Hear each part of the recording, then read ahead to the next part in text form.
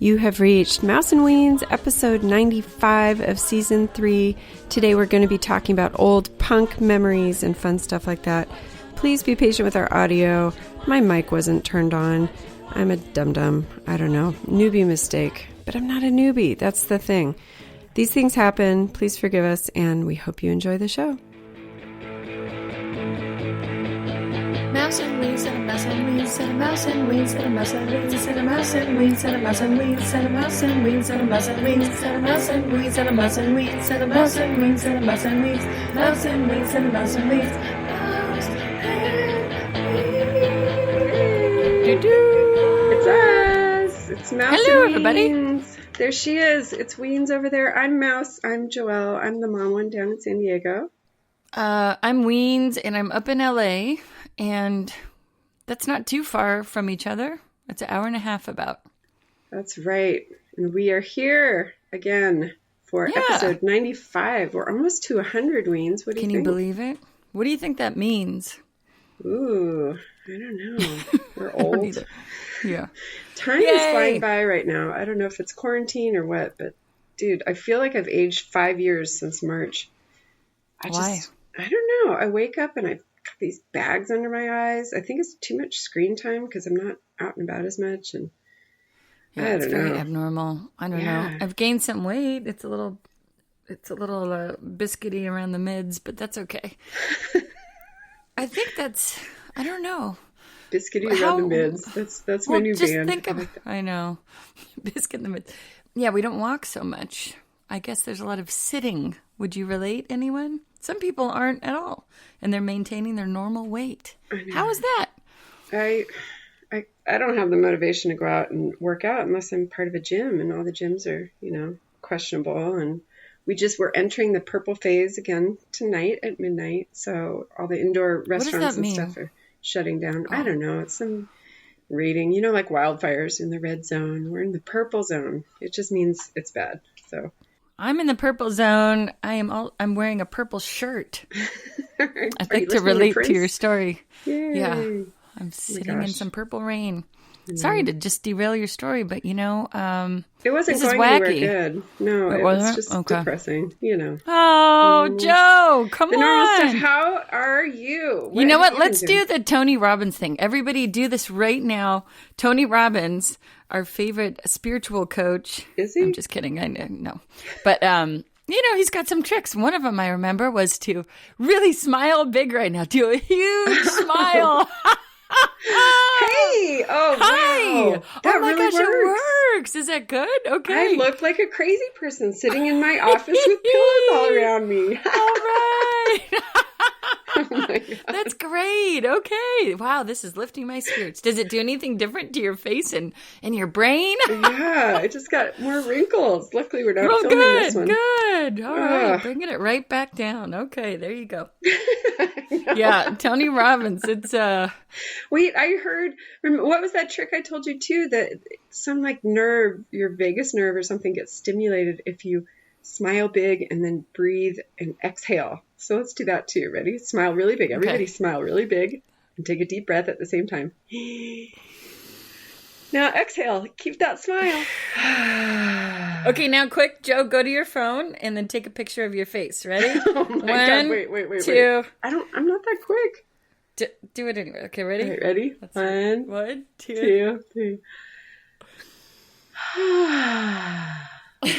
Oh my God. I look like a psycho. I look like a Muppet. My mouth goes from one ear to another. Oh my God. Oh, you just sent me a bunch of Muppet pictures. Speaking of Muppets. Oh, yeah. I worked on the Muppet Movie. Thanks to Danny Finn. I have to give him a shout out. I don't know if he ever listens to this, but he's he's so cool. We're in the location department together. And Danny Finn. He hired me. Is he Danny a good Finn. Irish boy? That sounds like a name. He's the best. Oh, Danny Finn. Oh, Danny Finn. He definitely is a Danny Finn. And we worked on the Muppet Movie. He called me. I was living in Seal Beach at the time. And my main place to work was Hollywood Boulevard, where I think that movie. And then I worked on the Wonder Woman pilot. And it was did? Like unprecedented. You have to go to a Hollywood Walk of Fame committee meeting to see how much you could shut down of the street when you're filming. Wow. Actually, it was the Wonder Woman pilot, which shut down more of Hollywood Boulevard than any other show up until that point. But yeah, Muppet Movie, going back to that was so fun. We shot at the El Capitan Theater. It was a real famous one. Wait, where's that one? Was I there? Is that right where we stayed? Right across from the Chinese Man Theater. Yeah, you'll see Roosevelt. that, and right next to Jimmy Kimmel's. Yeah. So, and there was this, I think it was built in the 1920s, and it had this beautiful Art Deco carved wood, everything in those theaters back in the day were so cool and intricately designed. And then in the 80s, it was the terrible 80s. They just stuccoed over everything. So there was a big restoration project to get that restored. Oh, good. They got it back to Restoration project to get it restored. Can you believe that? You don't say. You don't say. So anyway, we shot there, and I remember Chris Cooper was there, the famous Chris Cooper who won an Oscar for dun dun dun dun dun dun. Dun. Can you guess? Adaptation. I can't. I'm guessing adaptation. He was great in that. Want me to fact check it while you tell your story? I'm gonna look it up. Okay. Anyway, and there were about 300 background that day because they were all doing a dance musical sequence. This is for the new Muppet Movie. The Jason Segel? Yep. Is that his name? Yeah. Okay. And Amy Adams were in it, and he was the bad oil baron that wanted to take over all the Muppet land. And okay, he was Chris Cooper was Best Supporting Actor in Adaptation, 2003. Yeah, he was so good in that.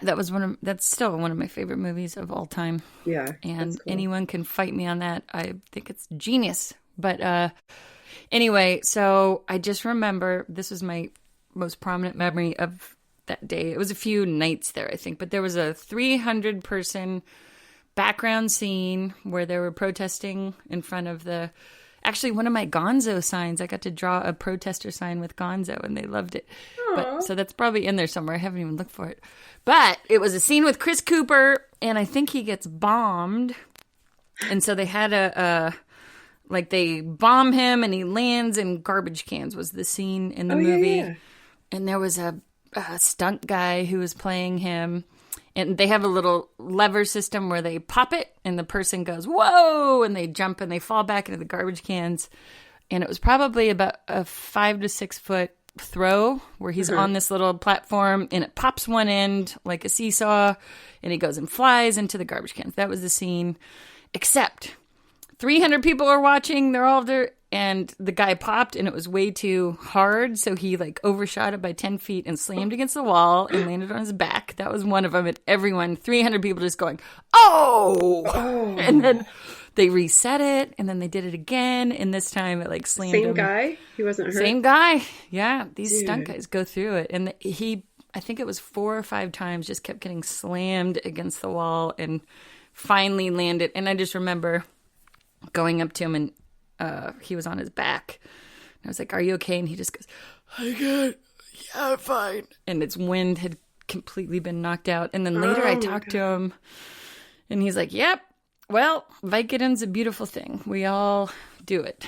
And it was one of those moments of just these guys get beat up. So yeah, holy moly. So all you stunt people, wannabes out there, I'm talking to you, Diego. This is my friend's son. He just went over his mountain bike in a bad way and got it on film and slammed his head, got a concussion, might have broken a rib, but came out of it going, I want to be a stuntman. Oh, no. I know. But I don't know. I mean, you could have a really good career, and it could be wonderful. Yeah.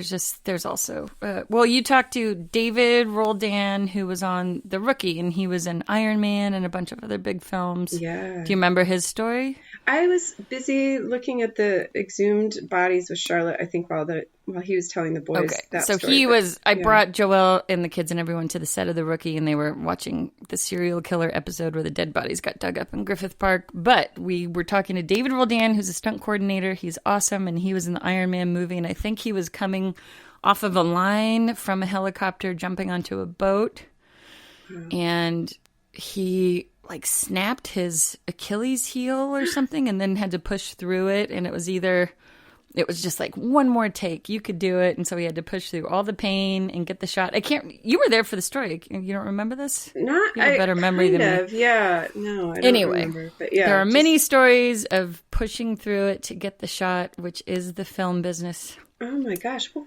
as an older lady here, we did our dumb little spoof of Greatest American Hero. Everybody go to Instagram, Mouse and Weens, and scroll down. Look for the one with me in a blonde wig. And we had to reenact just like a snippet of the intro. We were doing this little contest of guess this 80s show. And you made me roll. You were filming. You made me roll in costume on the landing, right? It looks like he slams into the building and then rolls. And so I had to kind of jump into this little sand pit that we have in our backyard and roll a little bit. And it's only, I don't know, how tall am I? It's 4 feet down. And I just had to land on my shoulder and roll. I had to do 2 takes. I was in so much pain. It was so stupid. I can't believe these guys can handle that. You were a very complainy actress, by the way. Hey! You were. Why? You were like, it's hot. I don't want to do this. I was like, all right, but think of the final product. Just, can we do it twice? You're like, I don't want to. What? I was not that bad at all. You were a little hot. bit. We had to like, can we just hurry up? I'm like, all right, get this diva out of here. It was like 90 degrees, and I was wearing flannel PJs and a wig. All right. We were wearing an Iron Man suit. We completely got our superheroes mixed up. The Greatest American Hero is the true superhero, everybody. That's right. Wasn't he Anyway, so the Muppet Movie was great. I was so happy to work on that. It was like the childhood dream. That was back in the day before I was completely jaded, and I was so excited. I'm just kidding, but not really. But I was excited to be... I was like, if I could work on anything Jim Henson and anything with Adam Sandler, I will be happy. Yeah. And then I worked on both of those things. I did Adam Sandler, Just Go With It movie, and then did the Muppets. And then I got to work with Brian Henson and Morgan Spurlock on a side pilot that never got released. It was called Guano, and which, if anyone knows, means bat turds. Yeah, bat poop. But it standed for like global world. It standed for what? Did I say it standed for? Yes. It stood for, golly. You're on a roll. That's okay. Get her talking about bat poop. You know what? This stuff happens when you're on a roll and you know English, or at least you think you do. And then things will come out and you listen back and you go, what is wrong with my brain and mouth? No, I know. I did a whole funny video on the cat snoring yesterday. And at the very end, I was like, she's so funny. She's great. Oh, haha, this cat. It's a boy. I know my cat's a boy. Oh, weird. But I don't know. In the heat of the moment, I kept calling him a girl. Yeah. A lot of people say, we should have went there. And that one drives me crazy. You know what drives me crazy, guys? And this is so snooty. I'm going to blame our Nazi grammar mother, but it's the your without the apostrophe R-E. Oh, no. But I know that sometimes when I'm typing fast on the telephone, we all have them. Yeah. And it'll go sometimes to your, and then I get so, but I'm like, it's apostrophe R-E. I know. Well, boys and girls, if there is 2 words, you are, or they are, the apostrophe takes away the A. You can squash them together. That's all it is. Same with conjunctions. Yes, Conjunction. It's so easy to think about it that way. Yet, so you know what? I heard the word conjunction from our friends at Balls. What is the name of their podcast, Joelle? Who are we talking about? Who were the ladies you were just talking about that you said you like? Oh, Brilliant Observations. I was listening to Brilliant Observations this morning, and they mentioned conjunctions. Oh, hey. Isn't that cute? I was on a hike. Like brains. All right, go back to your Morgan Spurlock story. Morgan Spurlock, and that was a good one. Brian Henson, I got to spend some time with him, and I was so happy. Rita Peruggi is the producer and asked me to be on that. And I did some location managing for them and found all their locations. It was a pilot that never went, but it was very funny. They wanted to have a equivalent of like a Ted Koppel, scratch that, reverse it. It was a Howard Cosell type Muppet who would be talking about issues in the community, which at the time we focused on, should pot be legal or not? And so this commentating puppet would go around and just talk about like actual issues in the community and that kind of thing. So it was really cool. I love the concept. So that's why Henson's son was involved.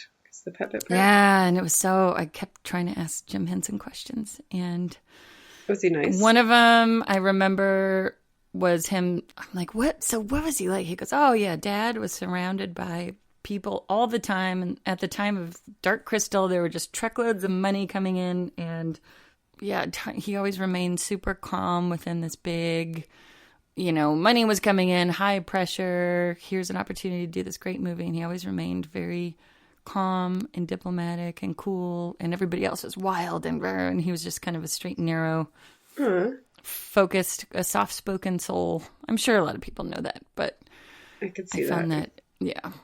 I loved it. I would definitely do anything Muppet again, but now they're owned by Disney, and it's all different. Taken over. They had that big theater at California Adventure, the park down here in Anaheim, and it, I think, got taken over by something else finally. I think Frozen took over. Because I was like, I don't know. Are people really into the Muppets much anymore? And I think there was a woman who was younger. Sorry. Yeah, they tried to reinvent the Muppet Show and bring that back, like with modern commentary, kind of like The Office. Remember that for a while? I think it did not do well. People tried to watch it, and it was a little too snarky for everyone's taste. Mm-hmm. So I think the little Disney people tried to go too saucy with it. Mm-hmm. Stick to the movies. Stick to the gentle soul. It's just so hard. I remember Henson also was saying, he said something to the effect of, I was very afraid to launch the Muppets because I felt like I was going to be seen as a do-gooder, was like his quote. And he, it was a little sappy, saccharine sweet. He was worried about that, but he did it anyway, and people really respond to that. So much like funny. Your Coldplay that you're in love with Chris Martin, you keep sending me these videos. I'm like, relax. I'm not into him. In it. I'm trying to make you love him like I do. And I don't know what it is. He's a What's good, going on with sweet my soul. brain? You're probably horny. You need sex. Is that what it is? Yes, that's Straight it. Up that? Oh, yeah, I'm sure. I mean, what are you not getting in your marriage that Chris Martin is giving you? That can be remedied. I can work on that department. All right, but you want this gentle, sweet. Are you getting nostalgic? Because I certainly am. I think maybe that's it. Yeah, I want to go back to just remember when we could go to concerts and I could. Yeah. I don't know. I can drive around with my windows down and blast my music. That's not a problem, but.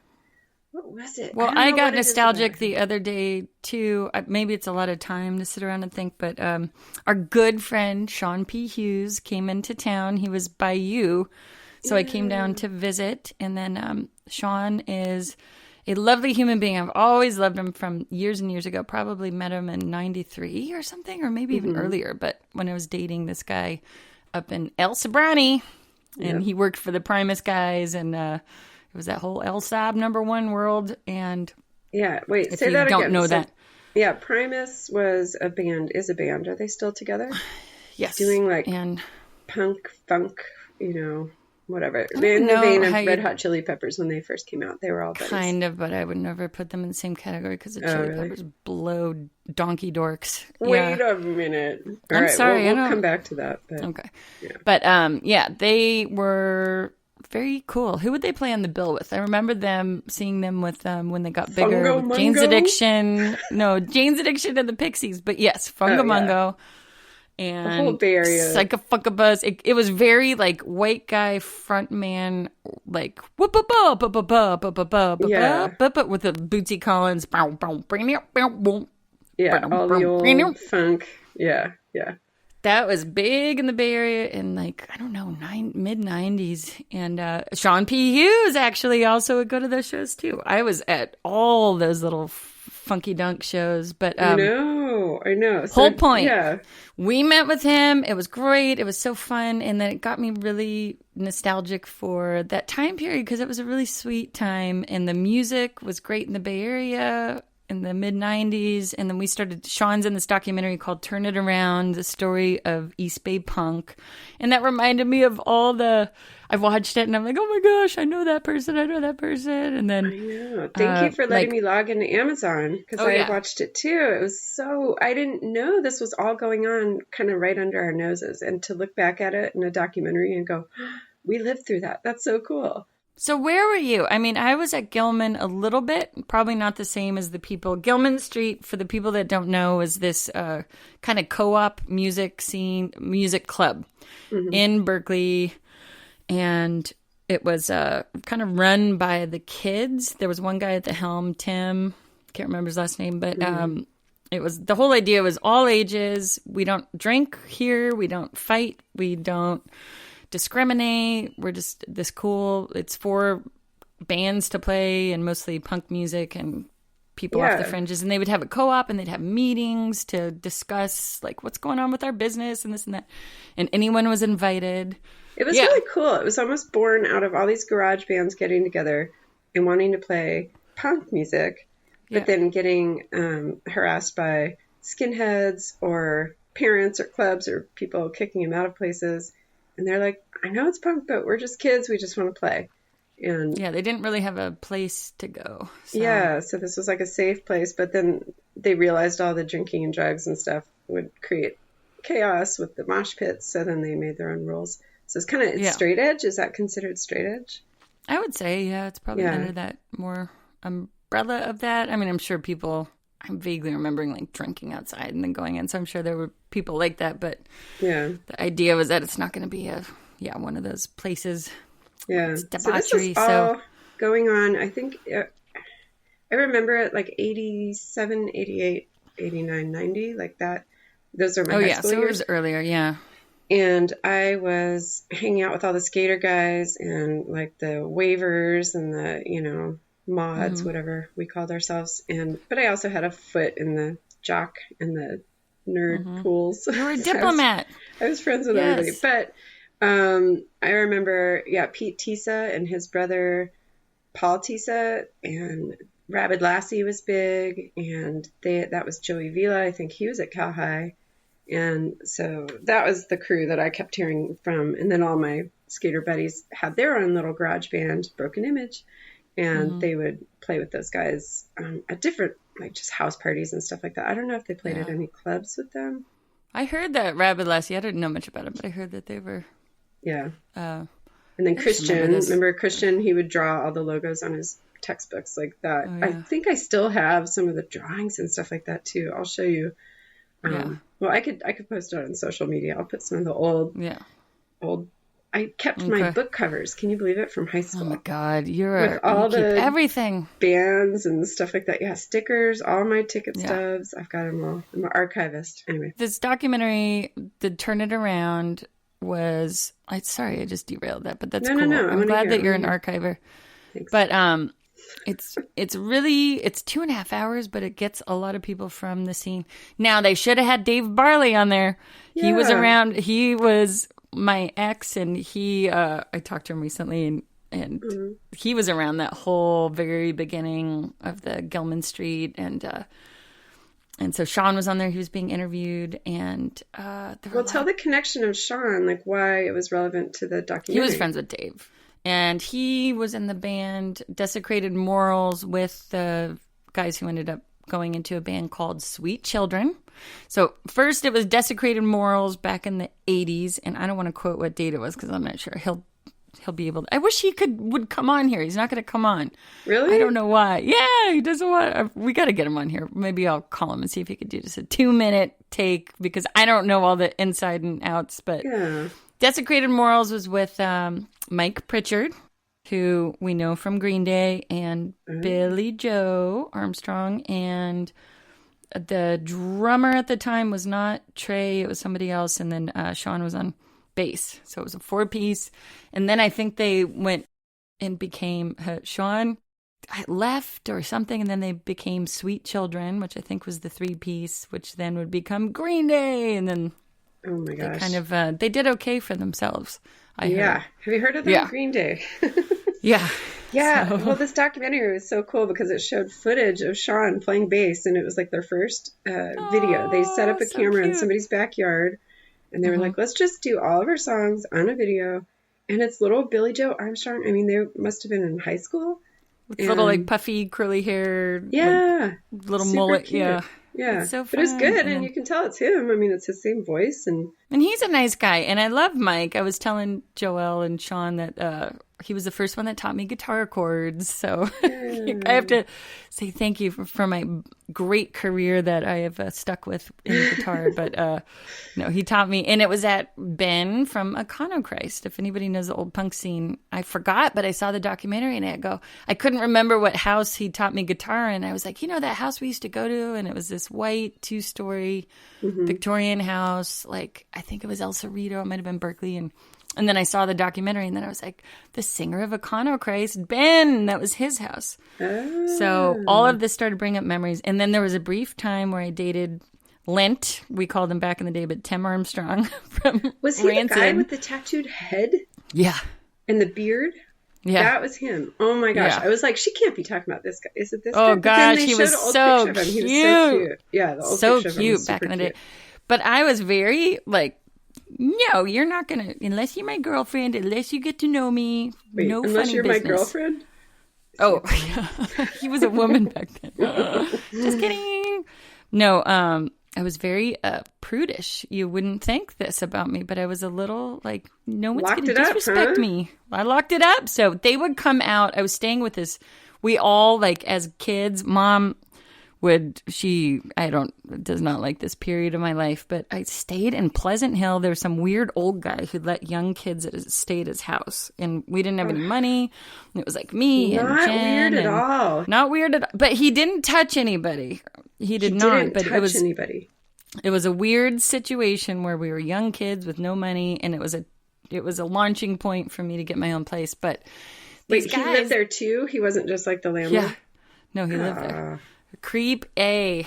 And he'd like to take pictures of people. He was a weird dude. I don't even want to say his name. God. I'll probably self-destruct. But yeah, I'm sure I don't know. Ew, we should look him up, see if he's still around. Okay, let's look him up. He was a freaking weirdo, but I got out of there very quickly. It was a brief period, but I remember the Rancid guys. Tim and Lars would come out to Pleasant Hill, all the way there just to hang out for a couple hours with me and my friend Jen. And was this Bachata, Jen? Yeah. And go back to our Bachata episode. The Bachata episode, yeah. She was dating Lars, and I don't know. I said, was I dating Tim? Mm-hmm. But it was like, why would they come all the way out there? And we had we're in Pleasant Hill. We had nothing to offer there. It's like, hi. And I have pictures. I'll post some pictures of them. You had something to offer. Yeah, well, you were making the hunt difficult. They did not get okay. And then one story I remember, we were driving. We picked up Tim. So I was kind of like, we were hanging out. I'll just say, quote unquote, hanging out. We were like dating, hanging out. I don't even know what. But we picked them up once from their place. They all live in this punk rock pad, like right by Ashby Bart in Berkeley. I was trying to think of what it was called. The BART station is like it's like the subway, but not a subway. It's like the subway. Yeah. And then we picked him up, and Mikey Weiss, who was in a band called Dance Hall Crashers. They were kind of big in that world. That's more ska, right? Ska punk. Yeah, ska. They were fun. And Jen was in the car, and then we picked up Lint, but whose name is Tim. We used to call him Lint back then.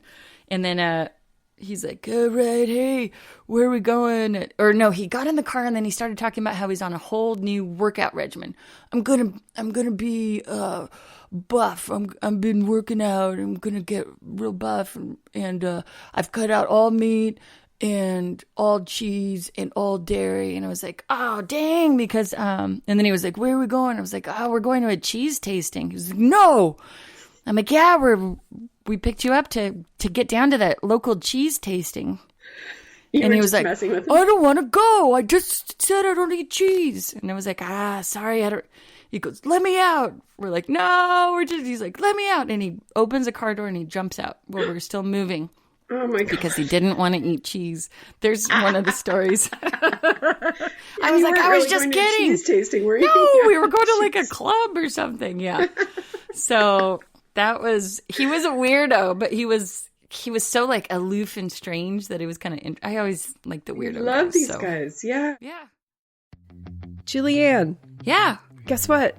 What? We have a sponsor. Who? This is Pink Pearl Beauty. Yahoo! You guys, all right, this is our friend Naomi. In all seriousness, Julianne, we know Naomi. Yeah. She's amazing. Tell me what you remember about her.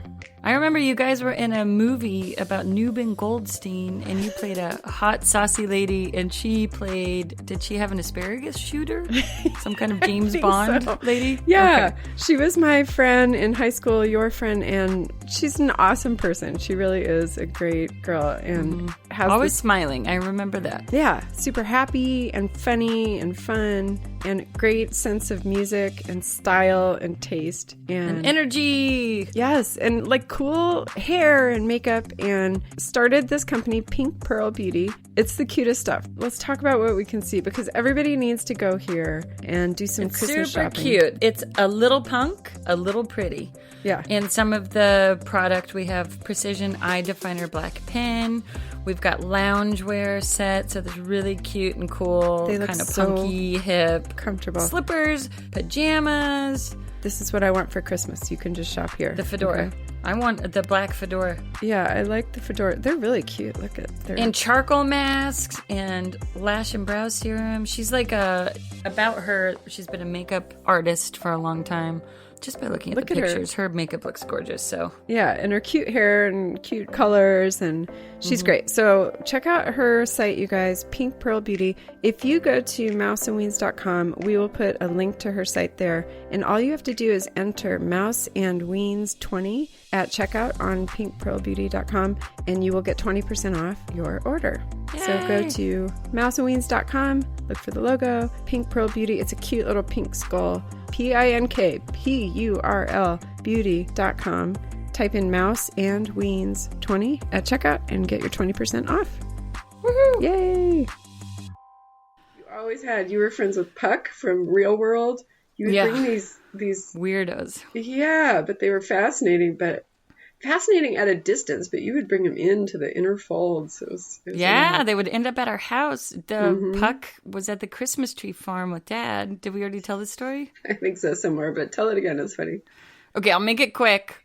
Puck from the Real World San Francisco, if anyone remembers that in our age.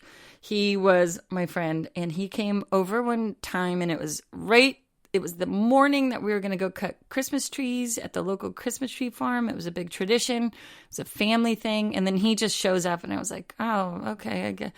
And my dad thought he was so great. They were both like ADD, weird, Yeah, high energy, like, so passionate. Yeah. So Dad loved him, and I was like, oh, this is my only connect. I was always trying to get the attention of my dad. Aww. Daddy issues. And I was like, oh, this is our one time to have like focused one-on-one time, because we were going to drive me and him in one car and then you and Mom in the other. So I was like, and then Puck shows up. He's like, I'll go with you. We'll cut down trees. And I just remember I was like mad. I was like pouty, like, oh, this guy comes. My dad loves him. Now we don't have any. So I like rode with you guys in the car behind. We went to the Christmas tree farm. Oh my God. Yeah. And then, because I think the tree only fit in one car, but he didn't have, like, we had to take the seats out, so we didn't have enough to seat all of us now. Why didn't we wrap it on top of the car? I don't know. It doesn't make any sense. All I remember is Dad was a PE teacher, so he had a bullhorn in the car that he'd yell at his kids with. So we're pulling up to the Christmas tree farm, you, me, and Mom. Puck and Dad had already, they were ahead 20 minutes or something, 10 minutes. Mm-hmm. And then all we see them, and they're like skidding out and laughing or something and leaving. They were like, wah! And then people are stirring, and they're kind of walking around like, what just happened? And it turns out that later we find out the story, that they had been on the bullhorn. Puck grabbed it. He was like, please pay attention. People of the Christmas tree farm, there's a bear loose in the Christmas tree farm. A bear loose. Go to your cars. Be protected. Blah, blah, blah.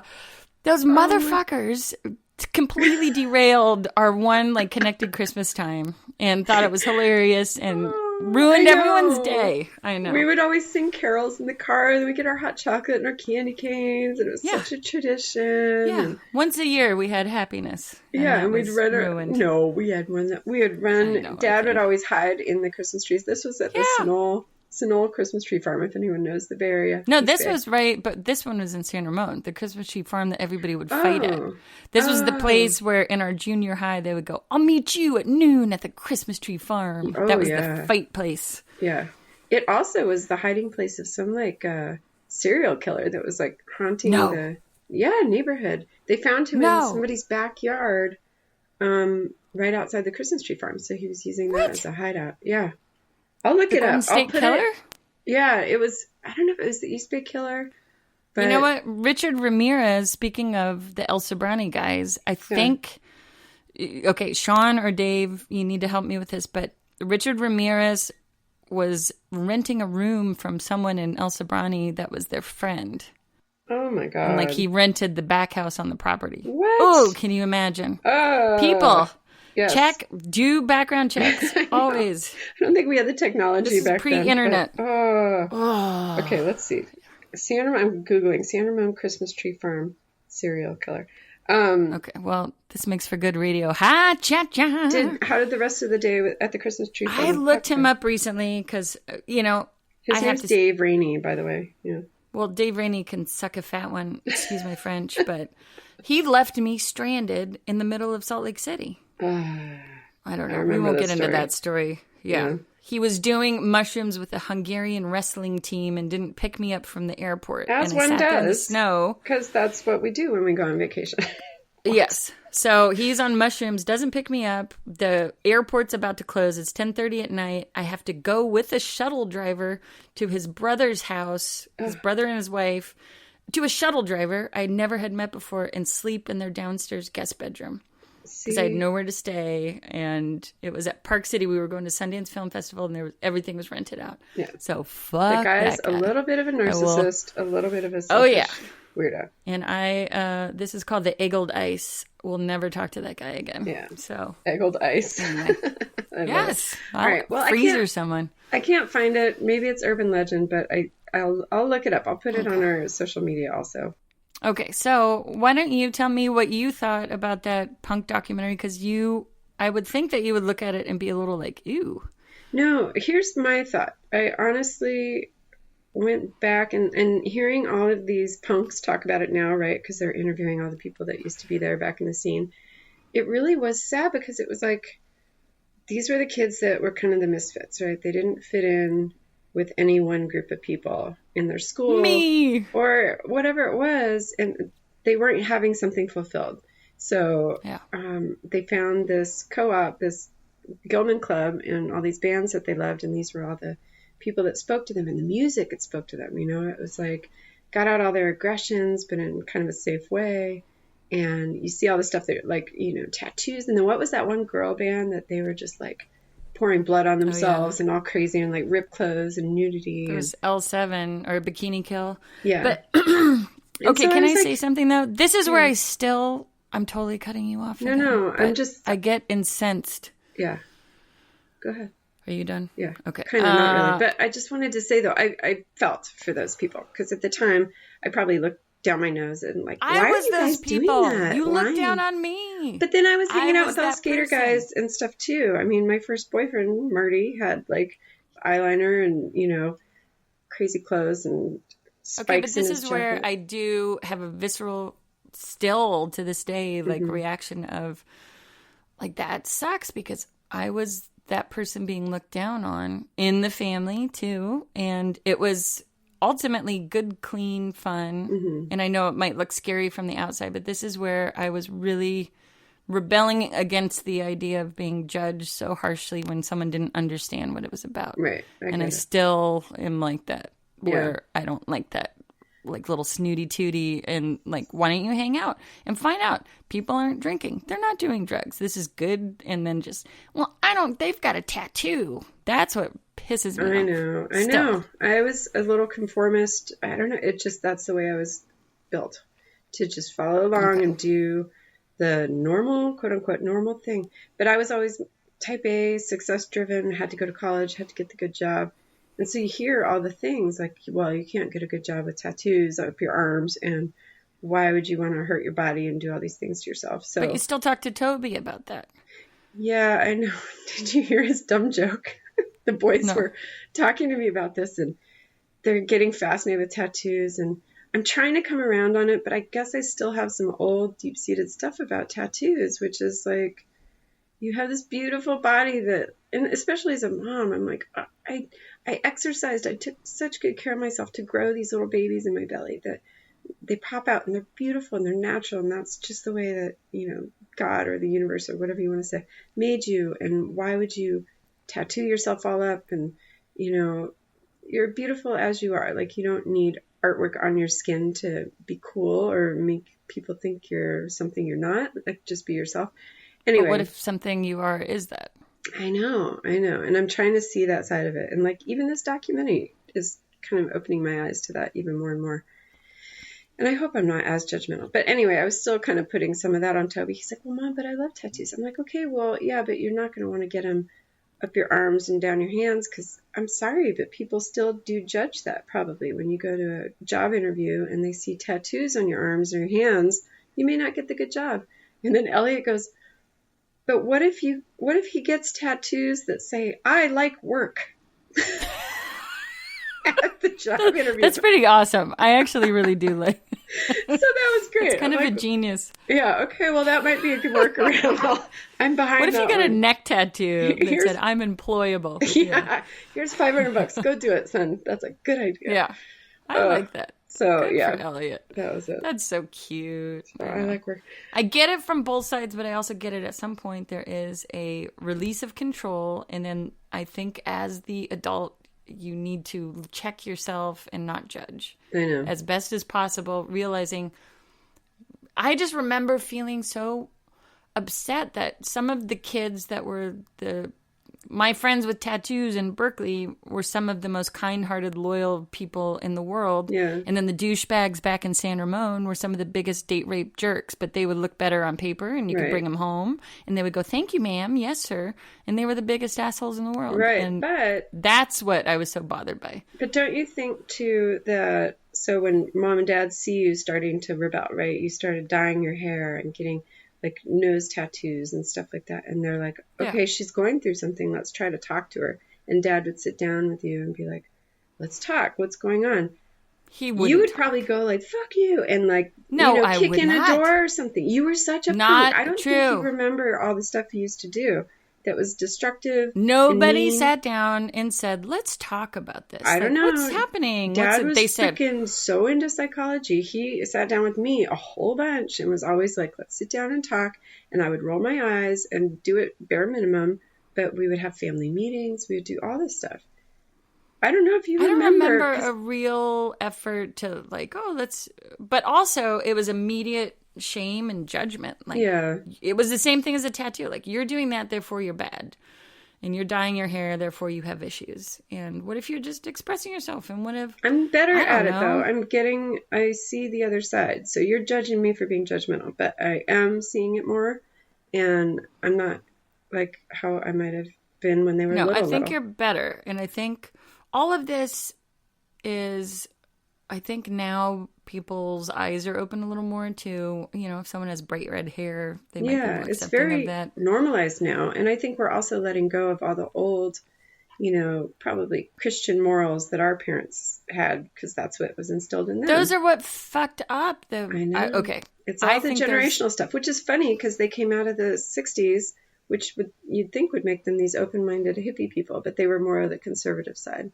I didn't realize that we were way more conservative than I thought and more apolitical than I thought. Yeah. But, I don't know. I guess all of that stuff came up while watching this documentary, the nostalgic part, and then also a little bit, obviously I've not processed everything fully. Ooh. That, no, I mean, I have, but, New fodder for therapy. This is good. No, not really. It is processed, but also I just still see, I saw Warren Fitzgerald is my ex, and his sister dealt with their son. He wanted to dye his hair black and wanted to paint his nails black. And and they were just, I remember they were just so accepting. They're like, oh yeah, he likes that. And it was so supported. And then he just decided not to and then didn't after that. But just seeing how someone handled it with more of, oh, okay, cool. They're just expressing themselves. I just like that. That was so nice to see. And who knows? I might have been a scary person. Right. Well, I think you were probably part of the conversation where Toby he's really into all these rappers. And, I can't think of any other names right now, but one that stands out is Post Malone. Not that he's into him, but the fact that he has face tattoos. And Toby, idolizes these guys and has posters all over his walls and is buying all the gear online and this whole thing. And I'm like, dude, and he started asking about face tattoos. And that's when I said, look, you might get some looks if you're tattooing your face. You're my baby. You're 15. So, I mean, you have to, as a parent, advise them, don't you? Or should you just be like, sure, go for it? I would just have more of an adult conversation where there's not the shame element, in my opinion, fucks the kids up. Yeah. Right. And it's like, why would you? Oh God! But you won't get a job. But what are you in prison? It's all that stuff that is like belittling and shameful. I would just. Do you think I do that? Have you heard me talk like that? I would say a little bit of the. You're gonna get mad at me though. I hate saying all this stuff. That's okay. I am gonna defend myself though because I do have a reason. But go ahead. Okay, you're already ready. If you had more of that, sit down and really try to talk about it and ask questions and go, okay, what's your opinion on this? And I know they're young, and I know a little bit of fear might be the thing that helps steer out of it, but I would, the judgment of that will land you in unemployment for the rest of your life and all that. I mean, I think there needs to be a little bit of a more neutral dialogue around that. Right. Yeah, I get it. I do get it. Yeah. I also see the permanence of a face tattoo on a 15-year-old. And but do you think he really would? Sorry. I don't know. I don't know what he's capable of. So I think I'm laying out the truthful ways of the world for him. And I'm like, look, as someone who went through stuff, I went to Berkeley and I pierced my ear. I had 5 holes in one ear and, I would wear all black and heavy makeup. And so I went through stuff too. But the permanence of it, I always knew somewhere okay, this is just, I can take out the earrings and I can morph back into whatever I go through in the future. I don't know. So that's where I just think I come from. You can put the little bit of fear in of the consequences, I guess. God, my mouth. Yeah, that. And then I even found some tattoos online that were the kind that stay for 3 or 4 weeks and then they eventually disappear. Yeah. And they're kind of expensive. I go, hey, if you want to save up your money for that, that's fine. Do these. They don't stay forever. And there's an option. How serious do you think it is, or do you have no idea? Is it something he would really go? I did a weird prison tattoo at 14. Yeah. Well, so I could say that it's not the best idea because then I got it removed by our Aunt Karen at the dermatology office with Mom. Mom marched me down and took me to LA to get it removed. Yeah, but you wanted to at that point, right? You were over it? Yeah, no. It was... Oh, see, full circle. It was a Red Hot Chili Peppers symbol. Oh, God. I like to say it was a Native American symbol that I created in my own 14-year-old mind. Yeah, that was a terrible... She was really into Chili Peppers. Now she hates them. So yes, well, we have a Chili Peppers episode somewhere too. Look it up. I know. Yeah. No, I don't know. I feel like I would be able to talk through whatever he's going through. And yeah, but I think it's a phase. I also know Toby's very... he gets super obsessive about something for, a month and then he's on to the next thing. So I know that about him too. So to get a tattoo of, rapper of the day, probably not a good idea. That's all. Well, yeah, I don't think anybody should do anything permanent at this age or I would have. You would have looked like Lint from Rancid. Could have done your head. Did you have the head tattoo back then too? I think pretty early. I think I remember not like when we were hanging out, but not that, maybe early Rancid days. I think that appeared. There was a lot of spiderweb elbows and heads back in those. Yes, sexy. 97, 98, I don't know. No, it is sexy to certain people, just not to me. I can have my likes and dislikes, right? Yeah, and if you're in the music business, if you're doing fine, it doesn't matter. Or a lot of people work at record stores, it doesn't matter. People in the film business have tattoos. It's like, it might come with some judgment, but it might be something you'll never have to worry about. So depending on your career path, I don't think it's a good choice at 15 to make a permanent decision like that. No, but I think it's meaningful. Do you have consequences? Like, we're going to kick you out kind of thing if you get one, or? No. I think it would just be like, okay, now we're dealing with this. So at what point? Yeah. But that's more like you have to be 18 anyway. So when he gets to be 18, he can make his own choices. I guess I'm just giving him a perspective of, this may not be something you want forever. Maybe it is. I don't know. But you really have to think about it. That's good. I mean, at this age, yes. And then 18, you get to release all control. How will that be? That'll be great. No, it won't. Really? I don't think you do. I think you're always going to be worried. I mean, our mom still worries about us, and we're like nearing oldish midlife. Yes. Wow. This is all fascinating. Sorry if I got a little snippy, did I? No, you're welcome to have your opinions. I like it because it does put me in check. It makes me, I'm not perfect at all. Neither am I. I also am an asshole. No, yeah, often. You are. No, I'm kidding. But you know what's nice? We can have a dialogue and it doesn't matter, prude, uptight, square. What if I just called you a square? You're a real straight edge. Yeah. The thing was, though, that drives me nuts is you were doing crazier stuff than I was. I was just vocal about what I was doing. Girl. Yep. You were straight A, but you were doing all the drunk driving and marijuana sniffing and all the bad stuff. And I was barely doing anything. Wow. And I was blamed for it all. No. I kind of hung around some lunatics.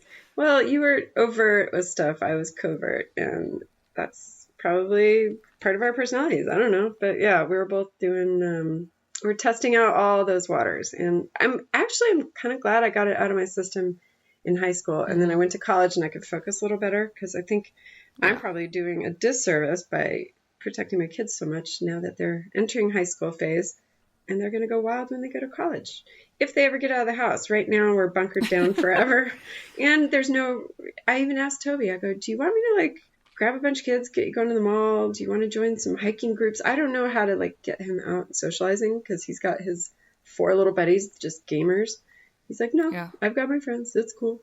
And I'm like, that's okay. fine, though. He just might be one of those kids that has only a few friends. Which will keep him inside with me, and then I can watch him, and he will never drink until he's 21. Yay! Perfect. Oh, my goodness. It's crazy. I think you have it all figured out, and you're a good mom. Oh, my God. How did this turn into, cool punk memories to me parenting again? I'm sorry. Because I'm still angry. I know. I'm a parent figure.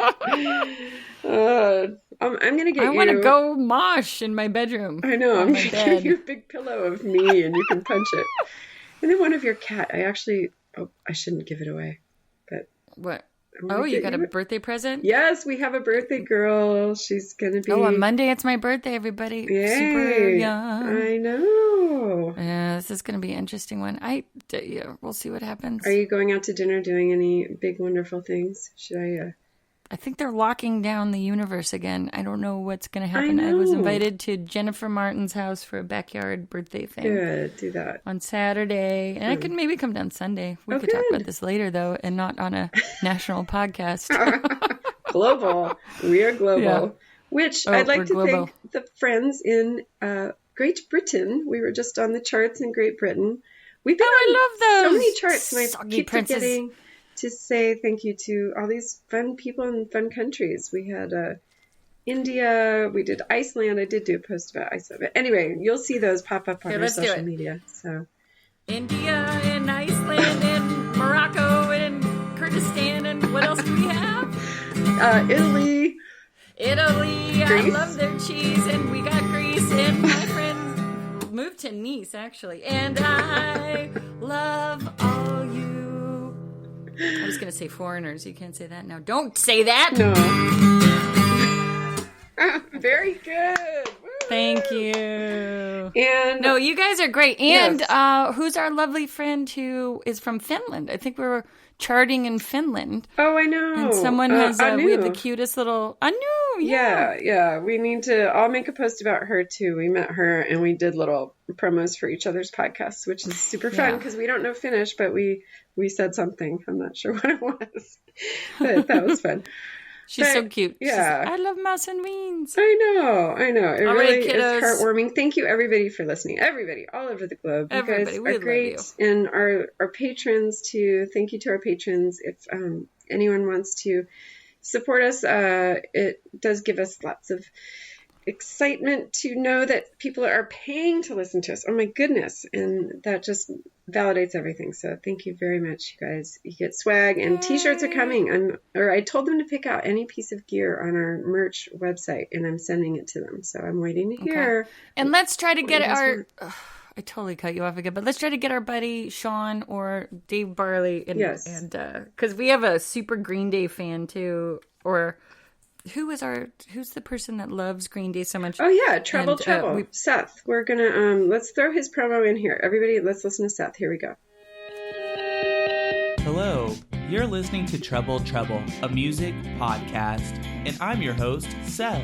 Throughout our bi-weekly adventure through music, we will discuss one album at a time. An album is an adventure through an artist's mind. Music is like a language.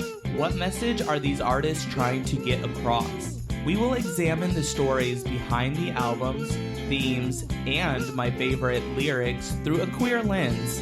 Make no mistake, this podcast is for everyone. Come as you are. I hope you'll join me and maybe a guest or two along the way as we build our connection to music. Make sure to subscribe to Trouble Podcast and leave a review if you enjoyed your adventure. Rock on, young savior, and don't give up your hopes. There we go, Trouble. You guys have to check them out. I fell in love with this podcast after hearing the Green Day episode. So it's really good. It's sweet, sentimental. It's really good. So check it out. Okay, we'll try to get some more stories. Yay. Anything else, Weens? I know. No, I just want to say that I love you, and I'm so glad that we got through a lot of our childhood angst, yours especially, and we're here now, and we're able to talk to each other, and I give you a big hug, and I think you're a beautiful, wonderful sister, and our sweet mother. I think she was a great mom. There was a little rough times with you, but you've turned out okay, and I just want to say we love you, Mom, and I love you, Joe. Mouse. I love you too. Okay. I know. And I'm sorry I stabbed you with the pen and scraped all the skin off your wrist in that one fight. Up. And pulled your hair and punched your nose and made a blood trail and locked you out of the house. She was the worst. Can I just tell you? I'm sorry. I never punched you. I never did anything bodily harm. You were bad. You did pull my hair. You were bad. And that's why I went to Gilman Street and hung out with sweet people and got out all my energy in the mosh pit healthily. Thank you. Okay. And breaking into my window and stealing my money and clothes. You deserved it at that point. You took skin from me. I just took a few dollars. Look at your wrist. Is it back? Did it grow back? All right, moving on. Anyway, thank you. I'm glad that you've gotten some therapy. Yes, thank you. You can hear the whole story on our sister fight episode. We talked all about it. All right. I love you, Weens. You're the best. Happy early birthday. We made it. Thank you. All right. We'll see you guys. Ciao, ciao. Bye.